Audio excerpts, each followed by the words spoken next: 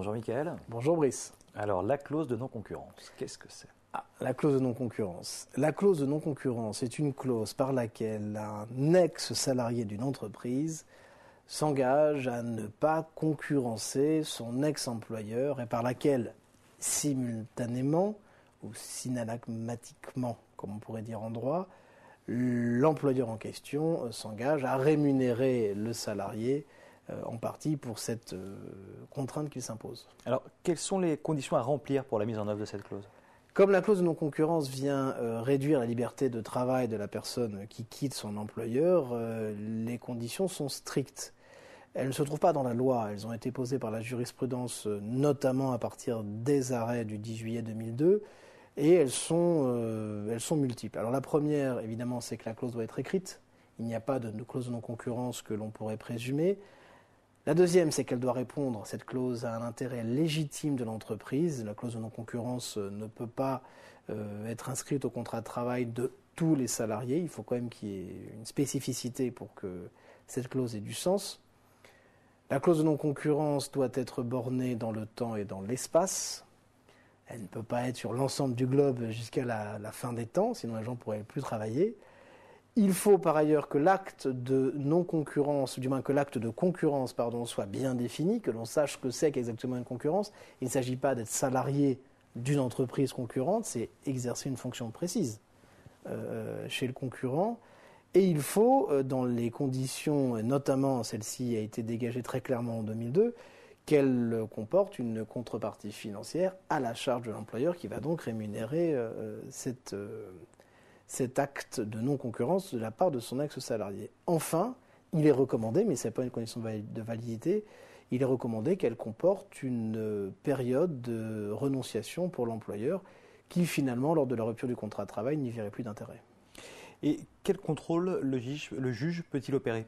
Alors le juge peut opérer, étonnamment d'ailleurs, étonnamment au regard de la théorie générale des contrats, puisque cette clause, elle est l'expression pure du droit contractuel.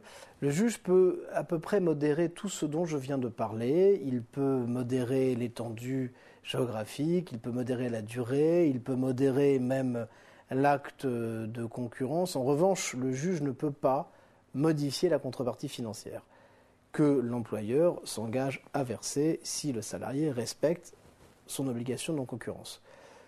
S'il n'y a pas de contrepartie financière, le juge n'a d'autre choix que d'annuler la clause, alors que dans les autres situations, il peut modifier dans un sens ou dans l'autre d'ailleurs. Enfin, il est peu probable que le juge aille étendre, mais en tous les cas, sur le principe, c'est possible. C'est assez surprenant d'ailleurs, cette possibilité de moduler un élément contractuel.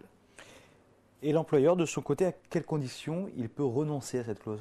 Alors, l'employeur peut renoncer à cette clause à condition qu'il le fasse durant la période qu'il a prévue pour cela. Il ne peut pas y avoir de renonciation à la clause de non-concurrence une fois que celle-ci a commencé à s'appliquer. Donc, jusque dans les années 2000, la Cour de cassation considérait qu'un délai raisonnable pouvait être respecté. Aujourd'hui, ce n'est plus le cas. Il faut préciser que la clause de non-concurrence n'a pas de régime légal. Elle a un régime jurisprudentiel. Elle est dégagée, son régime est dégagé régulièrement par la jurisprudence. Donc, à ce jour, le principe est le suivant, l'employeur ne peut renoncer à la clause de non-concurrence que durant la période qu'il a lui-même prévue dans le contrat pour cela. D'accord. Et les conséquences en cas de violation de la clause ? Alors, en cas de violation de la clause de non-concurrence, les conséquences, elles sont triples.